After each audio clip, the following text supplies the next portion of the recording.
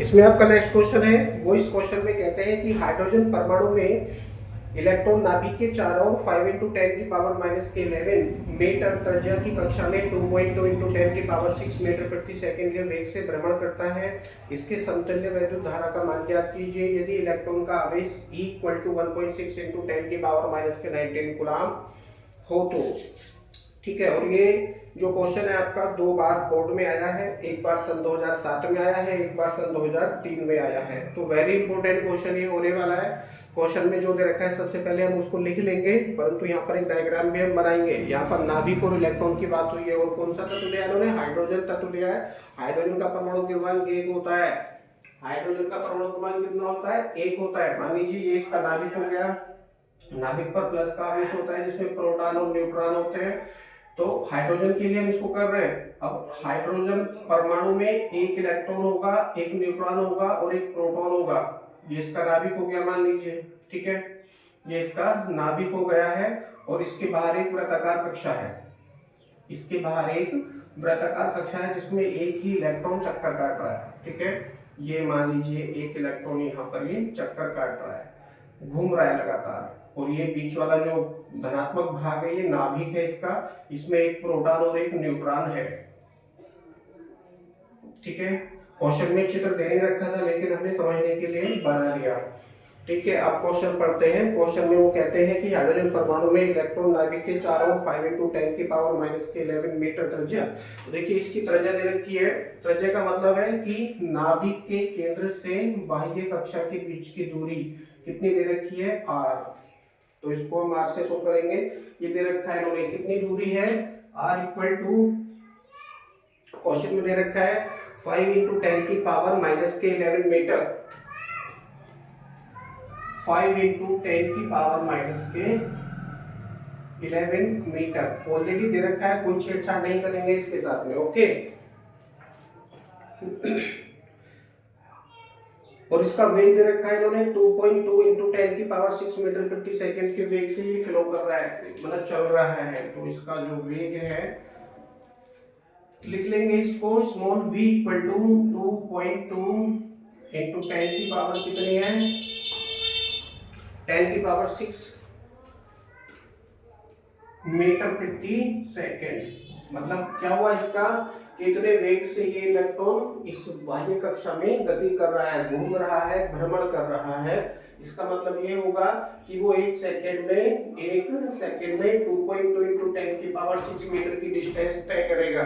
ठीक है, सीधा सा मतलब इसका ये हो जाता है, क्योंकि मात्रक बता रहा है मीटर प्रति सेकंड, अर्थात वेग v इक्वल टू हो जाएगा 2.2 × 10⁻6 मीटर प्रति सेकंड। और ये ऑलरेडी दे रखा है बुक में, क्वेश्चन में दे रखा है। इलेक्ट्रॉन पर आवेश दे रखा है इन्होंने इक्वल टू 1.6। इसको लिखना चाहो लिख लो, नहीं लिखना चाहो तो मत लिखो, पता होना चाहिए। 1.6 × 10⁻⁻19 कूलम का आवेश इन्होंने इस क्वेश्चन में दे रखा है। वेग से गति कर रहा है। अब देखिए सबसे पहले हम ज्ञात करेंगे इसका आवर्तकाल। आवर्तकाल का मतलब है इलेक्ट्रॉन द्वारा एक चक्कर में लिया गया समय।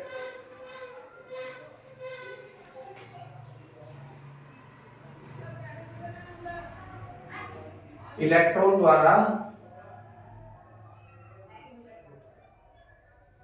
एक चक्कर, इलेक्ट्रॉन द्वारा एक चक्कर लगाने में लिया गया समय आवर्तकाल कहलाएगा।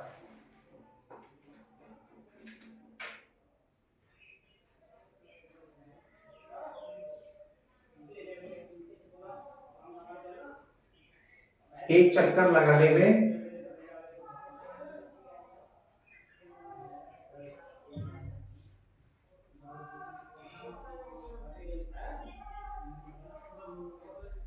लिया गया समय। इसको चाहो तो स्मॉल टी से या कैपिटल टी से भी आप दर्शा सकते हैं। तो मैं इसको कैपिटल टी से दर्शाता हूं। तो सूत्र क्या हो जाएगा?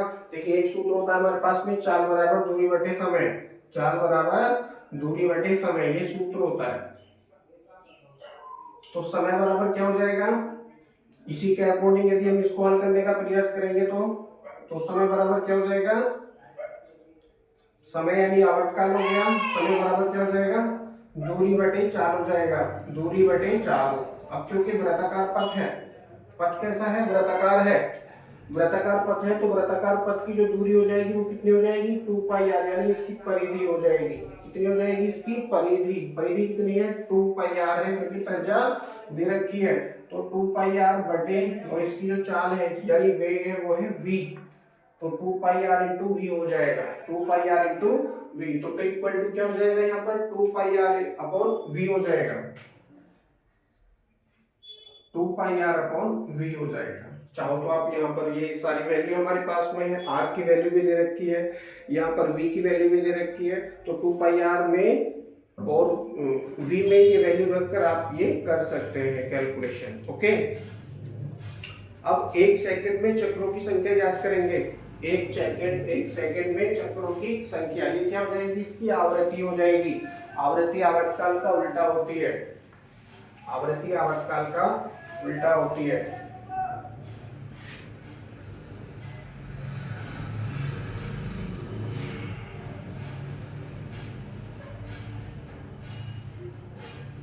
एक सेकंड में चक्करों की संख्या,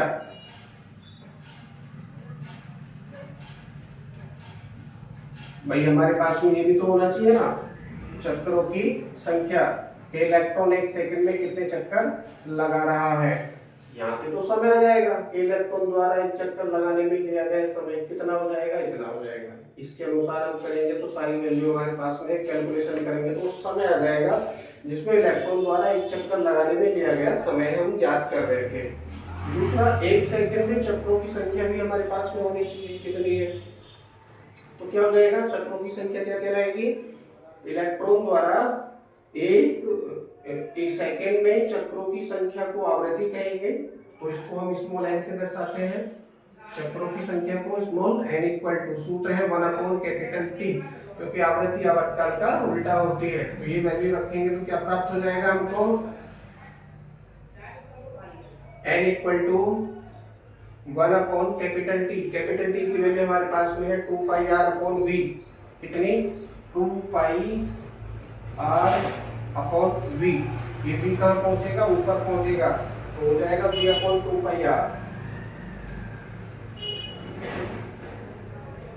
v अपॉन 2 पाई r। यहाँ से हम क्या याद कर सकते हैं, 1 सेकंड में चक्रों की संख्या याद कर सकते हैं इस सूत्र का प्रयोग करते हुए। तो हम वैल्यू रखेंगे और सबसे पहले चक्रों की ही संख्या याद करेंगे। वैल्यू क्या है हमारे पास में, n इक्वल टू, अब देखिए v आ गया, v की वैल्यू हमारे पास में है 2.2 इंटू 10 की पावर 6,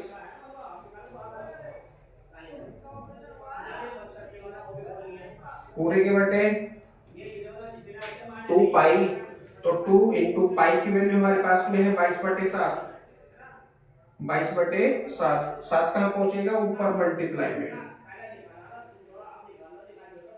इंटू r की वैल्यू हमारे पास में है 5 इंटू 10 की पावर माइनस के 11,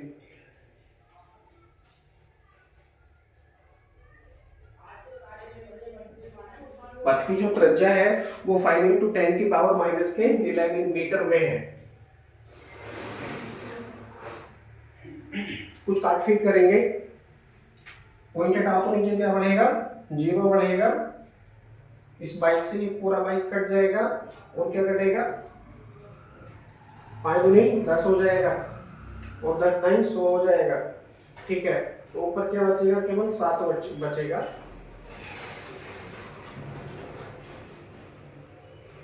n इक्वल टू क्या प्राप्त होगा, ऊपर केवल 7 बचेगा,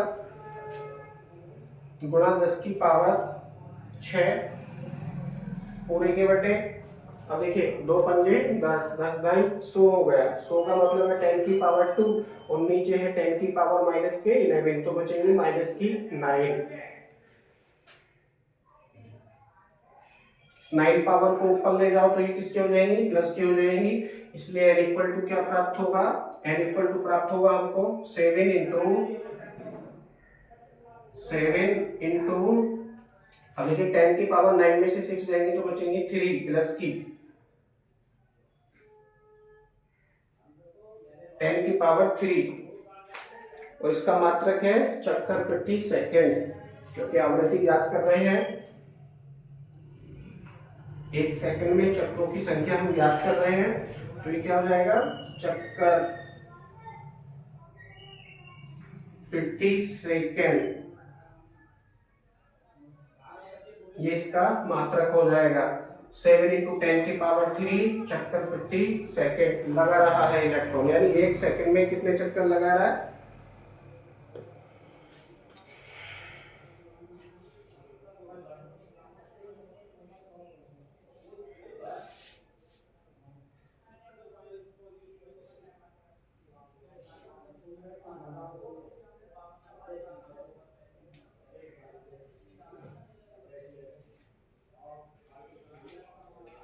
इसमें थोड़ी मिस्टेक हो गई है, ये जो 9 पावर है नीचे माइनस की है, ऊपर जाके प्लस की हो जाएगी, तो 9 और 6 कितने हो जाएंगे, 15 हो जाएंगे। माइनस की फिर ये गलत किया है,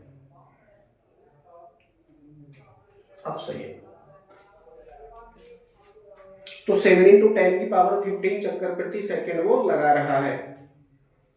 अब कक्षा के किसी भी बिंदु से एक सेकंड में 1.6 × 10⁻⁻19 कूलम आवेश प्रवाहित होता है। अतः एक सेकंड में प्रवाहित कुल आवेश हम ज्ञात करेंगे। अब चक्रों की संख्या आ चुकी है, अब कुल आवेश हम ज्ञात कर लेते हैं।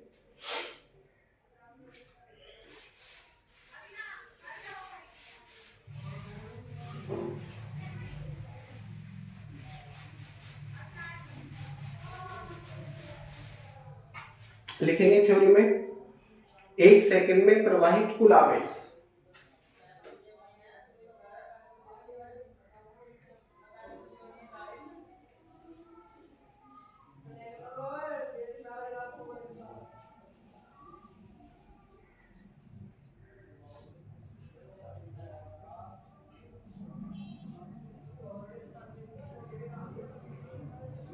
कुल आवेश डैश लगाएंगे और पहले से लिखेंगे, सूत्र है Q = एक चक्कर में आवेश गुणा एक सेकंड में चक्रों की संख्या।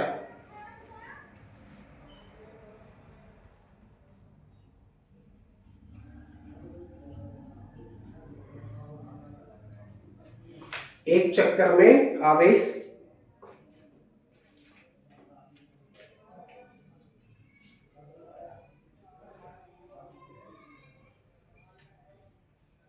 गुणा एक सेकंड में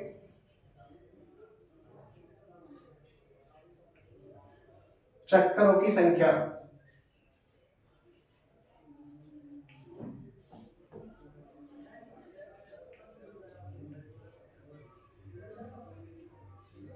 वास्तव में क्या सूत्र है, ये सूत्र है Q = NE। Q = NE, यही तो सूत्र है, क्योंकि n क्या है, एक सेकंड में चक्रों की संख्या है, जो कि आवृत्ति है, और हमने ज्ञात कर ली है कितनी है, 7 × 10⁻15 चक्कर प्रति सेकंड हमको प्राप्त हुआ है।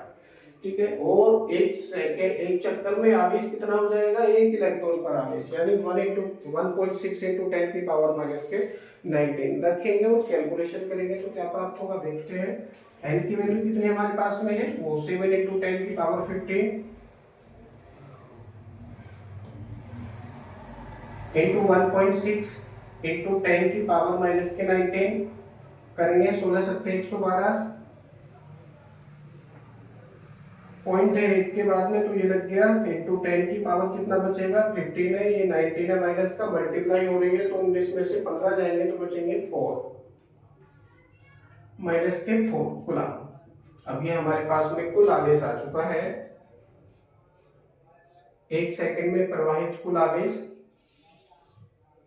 अब हम ज्ञात कर चुके हैं। अब इस आवेश के कारण एक सेकंड में कितनी वैद्युत धारा प्रवाहित होगी वो हम ज्ञात कर लेते हैं। लिखेंगे इसके समतुल्य धारा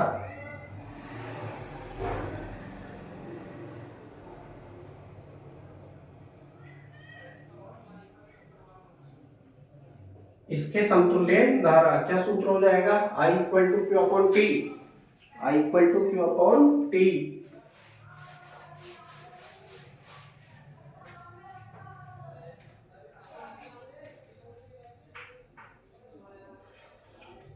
रखेंगे सारी वैल्यूज तो क्या प्राप्त होगा, I = Q, Q की वैल्यू हमारे पास में है 11.2 × 10⁻⁻⁴,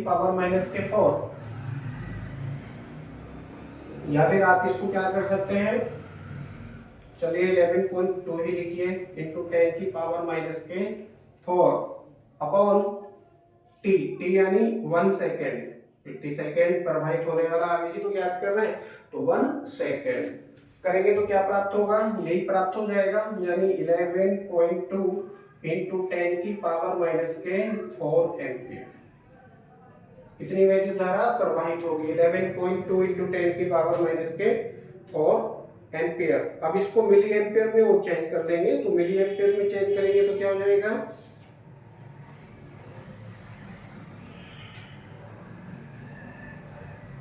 मिली एम्पियर में चेंज करने के लिए क्या करेंगे, ये तो एम्पियर में है, इसको 10 की पावर 3 से क्या कर देंगे, मल्टीप्लाई कर देंगे।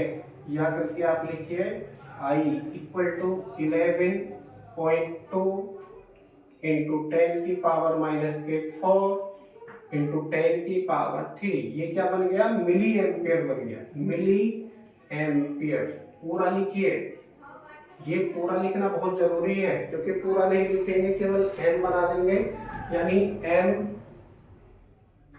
ए आप इसको लिख देंगे शॉर्ट फॉर्म में, तो एग्जामिनर समझ सकते हैं ये मेगा एम्पियर भी हो सकता है, क्योंकि मेगा में मिली में बहुत अंतर है, ठीक है, मेगा और मिली में बहुत अंतर है, तो इसको पूरा लिखेंगे मिली एम्पियर, मिली एम्पियर, ठीक है। अब देखिए क्या हो जाएगा, 10 की पावर 3 है, 10 की पावर माइनस के 4 है, तो केवल एक पावर बचेगी, यानी आई इक्वल टू हो जाएगा 11.2 इंटू 10 की पावर माइनस के 1 मिली एम्पियर। अब यहां से एक पावर और माइनस की कम कर दीजिए, तो हो जाएगा या करके I equal to 1.12 milli ampere.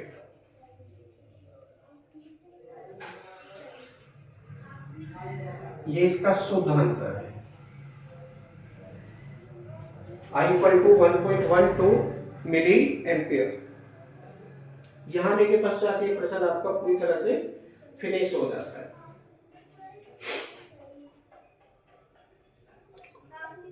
बाकी क्वेश्चन आपका अगले वीडियो में